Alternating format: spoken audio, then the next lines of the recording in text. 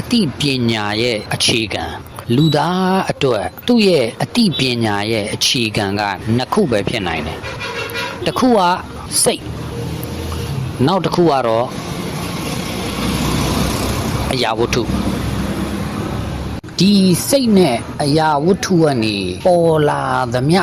အရာအလုံးကိုချုပ်ပြီးကြည့်လိုက်ရင်နှစ်ခုပဲရှိတယ်တစ်ခုကအရာဝတ္ထုရယ်နောက်တစ်ခုကအဲ့ဒီအရာဝတ္ထုထဲမှာရှိတဲ့ energy စွမ်းအင်ပေါ့လောကမှာရှိသမျှဘာသာစကားတွေအားလုံးကဒါကိုနာကရိယာဆိုတဲ့စကားလုံးတွေနဲ့ပေါ်ကြ noun နဲ့ verb ဒီနာနဲ့ကရိယာ noun နဲ့ verb ပေါ်မှာပဲ grammar တွေတရားတွေအားလုံးကအခြေခံဒါတွေကိုနားလေသဘောပေါက်ဖို့အတွက်လူသားကိုပေးထားတဲ့အရာကိုကျွန်တော်တို့ကအုံနောက်လို့ခေါ်တယ်ဒါကပဲလူသားရဲ့ထူးခြားချက်ထူးမြတ်မှုဖြစ်တယ်ဒီစိတ်နဲ့အရာဝတ္ထုတွေစီကိုရောက်နိုင်မဲ့ဂျားခံ tools တွေပေါ့ကိရိယာတွေအဖြစ်လူသားရရှိထားတဲ့ဟာတွေကိုကျွန်တော်တို့ကအာယုံတွေလို့ခေါ်တယ်အာယုံ၅ပါးတို့ဘာတို့ကျွန်တော်တို့ပြောတယ်မလားဒါတွေကအဲ့ဒီစိတ်နဲ့အရာဝတ္ထုတွေကိုသိဖို့အတွက်ဂျားခံအနေနဲ့ကျွန်တော်တို့သုံးတာဒီအာယုံတွေကတကယ်တမ်းအုံနောက်အတွက်အသိပညာရဲ့တကားဖြစ်တယ်ဒီအာယုံတွေကအပြင်ပန်းအာယုံတွေရှိသလိုအတွင်းပိုင်းအာယုံတွေဆိုတာလည်းရှိတယ်အပြင်ပိုင်းအာယုံခံကရိယာတွေကလူသားကိုအုံနောက်နဲ့ချိတ်ဆက်ပြီးတယ်အတွင်းပိုင်းအာယုံခံကရိယာတွေကကျတော့လူသားကိုစိတ်နဲ့ချိတ်ဆက်ပြီးတယ်ဒီအာယုံခံကရိယာတွေကိုသုံးပြီးလူသားရရှိလာတဲ့အရှိတရားတွေအတိတရားတွေအတွက်ကနောက်ထပ်ဘာအထောက်ထားမှမလိုအပ်ဘူးနေမင်းကြီးထင်ရှားသလိုပဲအဲ့ဒါတွေကိုကျွန်တော်တို့ကအရှိတရားလို့ခေါ်တယ်ဒီအာယုံခံကရိယာတွေနဲ့သိလာတဲ့အရာတွေကိုအရှိတရားလို့ခေါ်တယ်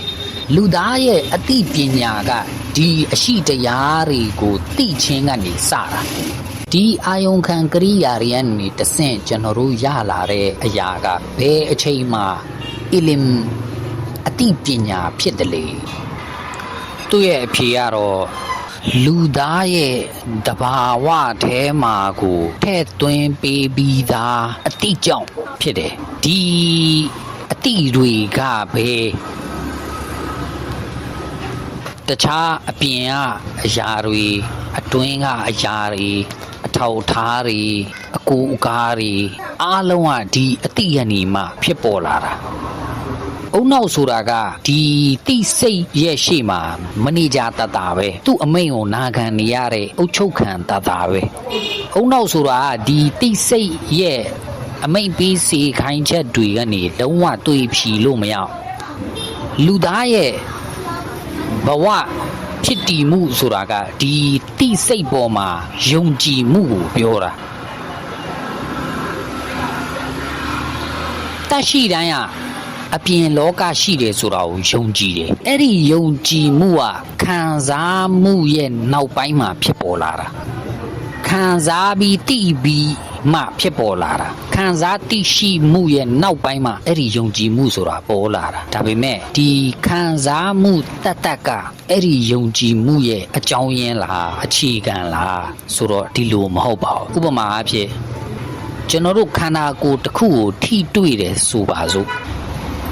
အဲ့ဒီခါကျရင်ကျွန်တော်တို့မှာထိတွေ့မှုခံစားချက်တစ်ခုဖြစ်ပေါ်တယ်အထိအတွေ့တစ်ခုကိုကျွန်တော်တို့ခံစားရတယ်အဲ့ဒါနဲ့အတူတူအကယ်၍သာ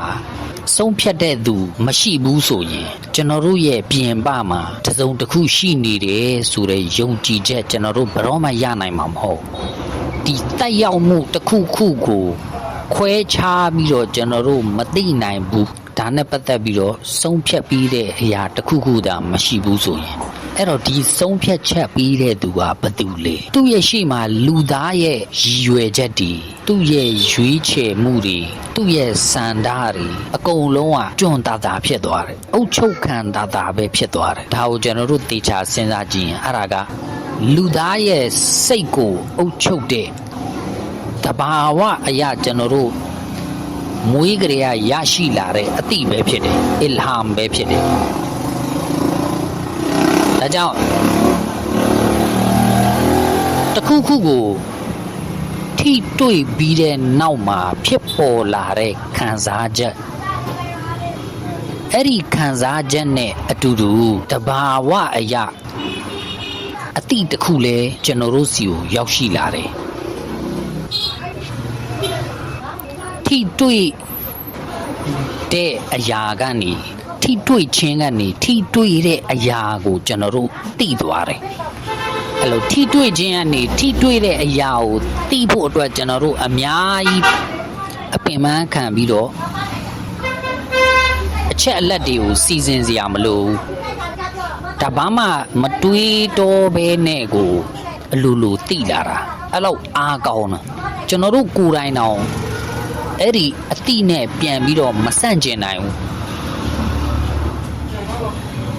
အဲ့တော့ကျွန်တော်တို့ဗာသိရလဲတစုံတစ်ခုကိုကျွန်တော်တို့သိတယ်ဆိုတာအဲ့ဒီအရာရှိတယ်လို့ယုံကြည်တာကကျွန်တော်တို့အတွင်းထဲမှာရှိတဲ့အဲ့ဒီသိစိတ်ရဲ့ပေါ်လွင်ထင်ရှားမှုပဲအဲ့ဒီသိစိတ်ကကျွန်တော်တို့ရဲ့သဘာဝထဲမှာကိုထည့်သွင်းထားပေးပြီးသားဒီအသိစိတ်ကကျွန်တော်တို့တခြားအာယုံခံကရိယာတွေရရှိလာသလိုပဲဒီသိစိတ်ကိုလည်းရရှိလာတာဖြစ်တယ်ကျွန်တော်တို့ရဲ့စိတ်ကအပြင်လောကတစ်ခုရှိတယ်ဆိုတာကိုသိတယ်အလိုလိုနေရင်သိတယ်အဲ့ဒါဘာကြောင့်လဲအပြင်လောကနဲ့ तू ကတီးတန့်ဖြစ်နေတယ်ဆိုတာကို तू သိလို့ပဲတဘောကသိတဲ့သူရောသိခံရတဲ့အရာကိုရောခံစားတဲ့သူကိုရောခံစားချက်ကိုရောခံစားခြင်းခံရတဲ့အရာကိုရောတီးတန့်စီခွဲခြားပြီးတော့သိတာဒါကအရှိတရားပဲအဲ့လိုသာမဟုတ်ဘူးဆိုရင် तू ခံစားရတဲ့အရာနဲ့ तू နဲ့တသားတည်းကြနေတယ်လို့ तू ထင်သွားလိမ့်မယ် तू နဲ့တီးခြားအပြင်မှာတစ်ခုခုရှိတယ်ဆိုတာကို तू ဘယ်တော့မှခွဲခြားပြီးသိမှာမဟုတ်တော့ဘူး तू ကတတ်အပြင်မှာရှိတဲ့လောကကြီးကတတ်ဆိုတာကို तू တီးတန့်ခွဲခြားပြီးတော့သိတယ်အဲ့တော့တိုက်ရောက်လာတဲ့အရာကနေတိုက်ရောက်တဲ့အရာတိုက်ရောက်အောင်လုပ်တဲ့သူကိုအလိုလိုသိတာကဒါစိတ်ရဲ့ကနဦးအခြေအနေတွေပေါ့ဒါကြောင့်စိတ်ကသူ့အတွင်းထဲမှာရှိတဲ့အရာနဲ့အပြင်လောကမှာရှိတဲ့အရာကိုခွဲခြားပြီးသိသူ့အတွင်းထဲမှာဖြစ်ပေါ်တဲ့တိုက်ရောက်မှုတွေနဲ့အပြင်ကနေကြာရောက်လာတဲ့တိုက်ရောက်မှုတွေကိုခွဲခြားပြီးသူသိတယ်သူ့အတွင်းထဲမှာရှိတဲ့ခံစားချက်တွေကိုလည်း तू သိတယ်သူ့အပေါ်မှာကြာရောက်လာတဲ့ခံစားချက်တွေကိုလည်း तू သိတယ်ခွဲခြားပြီးတော့ဒါကိုကျွန်တော်တို့တေချာတွေးကြည့်မယ်ဆိုရင်ဘာကြောင့်ဖြစ်နိုင်တာလဲဆိုတော့ तू ကခံထားတဲ့အရာနဲ့ခံချင်းခံထားရတဲ့အရာရဲ့အရာတစ်ခုရဲ့ဗီဇနဲ့အဲ့ဒီအရာအပေါ်မှာယာယီတက်ရောက်လာတဲ့ဝိသေသတွေကိုတီးခြားစီသူခွဲခြားပြီးတိလို့ပဲဒါကတွေးတောဆင်ခြင်ပြီးတဲ့နောက်မှစိတ်ကတိလာတာမဟုတ်တဘာဝကိုဖန်ဆင်းတဲ့အရှင်ဘက်ကနေအလိုလိုသူ့ရဲ့တဘာဝထဲမှာထည့်သွင်းပေးထားတဲ့အတိကြောင့်ပဲသူ့ကိုသူတိတဲ့အတိကဒါပထမအဆင့်ပဲဒါအခြေခံပဲအဲ့ဒါကြောင့်မို့လို့ပဲ तू ကအပြင်လောကကိုလည်းသိတာအပြင်လောကမှာရှိတဲ့အရာတွေကိုလည်း तू ယုံကြည်လာတာဖြစ်တယ်ပြီးတော့ဒီဗီဇအတိစိတ်ထဲမှာရှိတဲ့ဟာနောက်တစ်ခုပါဒီဗီဇအတိစိတ်ကဖြစ်တည်မှုကိုယ်ထဲမပါဘဲနဲ့ဘယ်ဂုံအင်္ဂါရက်ဒီဝိသေသတွေမှာမရှိနိုင်ဘူးဆိုတာကိုလေဒီဗီဇအတိစိတ်ကသိတယ်ဗီဇပါအတိစိတ်ပေါ့နော်ဘယ်သူမှထည့်ပေးထားတာမဟုတ်သူဗီဇမှာဟိုကပါတာတဲ့အတိစိတ်အီလဟမ်ပေါ့ဘုရားသခင်ပေးတဲ့အတိစိတ်ဒါကြောင့်စိတ်ကသူဟာတီးတန့်ဖြစ်တည်မှုတစ်ခုဖြစ်တယ်ဆိုတာကိုယုံကြည်တယ်လို့သူ့မှာဂုံအင်္ဂါရက်ဒီအရေးချင်းတွေရှိတယ်ဆိုတာကိုလည်းသူသိတယ်အဲ့တိုင်းပဲအဲ့ဒီအရေးချင်းတွေဂုံအင်္ဂါရက်တွေကသူ့ရဲ့ဖြစ်တည်မှုကိုယ်တည်းပေါ်မှာမီတွယ်ပြီးတော့နေတယ်ဆိုတာကိုလည်းသူသိတယ်ဥပမာသူ့စိတ်မှာပေါ်လာတဲ့ပျော်ရွှင်မှုတွေဝမ်းနည်းကြေကွဲမှုတွေဟာတာတွေနဲ့ငိုကျင်စရာတွေကိုတီးတန့်သူခွဲခြားပြီးသိတယ်ပျော်ရွှင်မှုကသူ့စိတ်မဟုတ် သူစိတ်ပေါ်မှာပေါ်လာတဲ့ယာယီခံစားချက်တစ်ခုပဲဖြစ်တယ်ဆိုတာကိုသူသိတယ်ဝမ်းနဲ့ကြည်ကွဲတယ်ဆိုတာကလည်းအဲ့ဒါကစိတ်နဲ့တစ်ထပ်တည်းမကြောက်ဒါယာယီပေါ်လာတဲ့အမြဲတမ်းမရှိမဲ့အရာတစ်ခုပဲသူရဲ့စိတ်ပေါ်မှာပေါ်လာတဲ့ယာယီဂုံအင်္ဂါရဲ့တစ်ခုပဲဖြစ်တယ်ဆိုတာကိုသူခွဲခြားပြီးသိတယ်ဒါတွေမကသေးဘူးတစ်ခါတလေကြာရင်စိတ်ကတစ်ခုခုဘက်ကိုရင်းရိုင်တယ်တစ်ခါတလေကြာရင်တစ်ခုခုကနေသူကတွန့်ဆုတ်တယ်ရှောင်ကျင်တယ်အဲ့တိုင်းပဲကိစ္စတစ်ခုမှာသူကလှပရေလို့သိတယ်လို့နောက်တစ်ခုမှကြတော့ဒါဟာရုပ်ဆိုးအကြီးတန်းတယ်လို့သူအမိန့်ချမှတ်တယ်ဒါဘာကြောင့်လဲဒါဘာကြောင့်လဲဆိုတော့ဒီရွေးချယ်မှုနဲ့စွန့်လွတ်မှုနှစ်သက်စရာတွေနဲ့ဆက်ဆုပ်ဖွဲ့ရာတွေကိုခွဲခြားပြီးတော့သူသိလို့ပဲသူလှုပ်ချင်လဲရတယ်မလှုပ်ချင်လဲရတယ်ဆိုတာကိုယုံကြည်တယ်သူ့ရဲ့ဘဝကဒီယုံကြည်မှုကြောင့်ပဲဒီယုံကြည်မှုသာမရှိရင်တခုခုရဖို့အတွက်သူဘယ်တော့မှစူးစမ်းမှလည်းမဟုတ်တော့စန္ဒလည်းထားမှလည်းမဟုတ်တော့ရယူပိုင်ဆိုင်ဖို့ရွေးချယ်တာတို့တခုခုကိုစွန့်လွတ်ဖို့ရှောင်ကျဉ်တာတို့ဒီအလှည့်အပြောင်းတွေကို तू ကြိုက်တယ်လို့လုပ်လို့ရတယ်လို့စိတ်ကယုံကြည်တယ်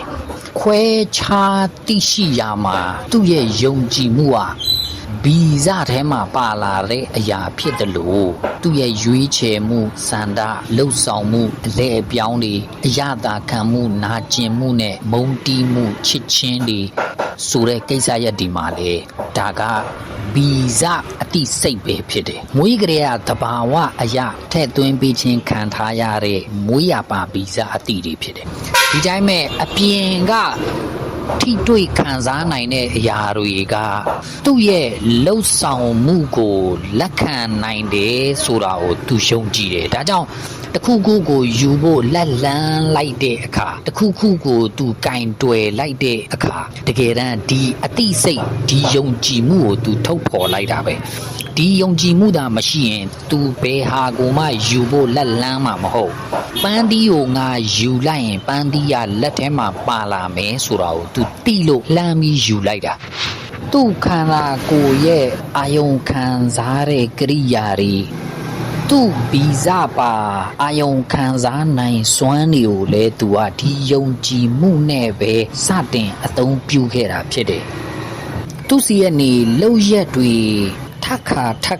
ဖြစ်ပေါ်လာတာကအပြင်လောကရဲ့ထိတွေ့ခံစားနိုင်တဲ့အရာတွေမှာသူချဲလေနိုင်တယ်အလဲပြောင်းနေလုံနိုင်တယ်ဆိုတာကိုသူသိလို့ပဲပြီးတော့စိတ်နဲ့ထပ်တူကြမဟုတ်တဲ့အရာတွေနဲ့စိတ်ကကွာခြားတယ်ဆိုတာကိုကောင်းကောင်းသိတယ်သူနဲ့ထပ်တူမကြတဲ့အရာတွေကြားထဲမှာသူကောင်းကောင်းခွဲခြားတတ်တယ်တဘောကအာယုံခံစားသိရှိနိုင်တဲ့အရာနဲ့ခံစားသိရှိလို့မရတဲ့အရာကြားမှာသူကောင်းကောင်းခွဲခြားတတ်တယ်။ဒါကြောင့်သူ့ရဲ့ဂုဏ်အင်္ဂါရက်တွေနဲ့မတူတဲ့တချို့ဂုဏ်အင်္ဂါရက်တွေကိုသူမြင်ရတယ်။အဲ့ဒီဂုဏ်အင်္ဂါရက်တွေကသူသဘောပေါက်နိုင်တယ်။ဒါပေမဲ့အဲ့ဒီအရေးချင်းတွေသူ့မှာမရှိဘူး။ဒါဆိုရင်အဲ့ဒီအရေးချင်းတွေဂုဏ်အင်္ဂါရက်တွေကိုပိုင်ဆိုင်ထားတဲ့သူကဘယ်သူလဲ။အဲ့တော့ထင်ရှားတယ်အဖြေကဒါဟာသူနဲ့မတူတဲ့တခြားဖြစ်တည်မှုတစ်ခုခုရှိမယ်ဆိုတာကိုသူသဘောပေါက်တယ်ကျွန်တော်တို့ခုနကပြောခဲ့တယ်စိတ်ရဲ့ဗီဇအတိစိတ်တွေထဲမှာတစ်ခုရှိတာကဘာလဲဆိုရင်ဘယ်ဖြစ်တည်မှုမှသူ့ရဲ့ဂုဏ်အင်္ဂါရက်တွေအရေးချင်းတွေနဲ့ကင်းလွတ်နေတယ်ဆိုတာမျိုးอ่ะစဉ်းစားလို့မရဘူးဒါကြောင့်ဒီရက်နေသူဘာယုံကြည်သွားလဲဆိုရင်သူ့ရဲ့အနီးနားပတ်ဝန်းကျင်မှာဒီလိုအရာတွေလည်းရှိတယ်အဲ့ဒီအရာတွေကသူ့ရဲ့ဂုဏ်အင်္ဂါရက်တွေအရေးချင်းတွေနဲ့သူရှိတယ်ဒါပေမဲ့အဲ့ဒါတွေကသူ့ရဲ့ဖြစ်တည်မှုနဲ့လုံးဝတည်တံ့ဖြစ်တယ်သူ့စိတ်နဲ့အဲ့ဒီအရာတွေကမတူဘူးသူ့ရဲ့ပတ်ဝန်းကျင်မှာအဲ့လိုအရာတွေကိုသူသတိပြုမိတယ်ရှိတယ်အဲ့ဒီအရာတွေကအဲ့ဒီအရာတွေရဲ့အရေးချင်းတွေဂုံအင်္ဂါရက်တွေကိုလည်းသူသိတယ်။ဘာကြောင့်သိလဲ။အဲ့ဒါတွေကသူနဲ့မတူလို့အကောင်းအဆိုးကြားထဲမှာခွဲခြားသိတဲ့စိတ်ကလည်းဒါသူ့ရဲ့ဗီဇစိတ်အတိစိတ်ဖြစ်တယ်။သူရရှိထားတဲ့အီလဟမ်ဖြစ်တယ်။ လူတိုင်းသိတယ်ဗျာလူစိတ်ကနှစ်သက်ဖွယ်ရာတွေဆက်စုပ်ဖွယ်ရာတွေကြားထဲမှာပဲခွဲခြားတတ်တာမဟုတ်အဲ့ဒါနဲ့အတူတူဘေဟာကကောင်းလေဘေဟာကဆိုးလေဘေဟာကအပြစ်လေဘေဟာကကောင်းမှုလေဆိုတာတွေကိုပါသူ့စိတ်ကသူ့ဗီဇအတိစိတ်ကအမိန့်ချမှတ်တယ်ဒါကြောင့်စိတ်ကနှစ်လိုတဲ့အရာတွေနှစ်လိုပွဲအရာအားလုံးကို तू ကဒါကောင်းခြင်းလို့ तू ဘယ်တော့မှမတတ်မှတ်ဘူးအဲ့လိုပဲစိတ်ကမလိုလားတဲ့ဟာတွေကိုလေအားလုံးကအစိုးတွေကြီးပဲလို့ तू မမှတ်ယူ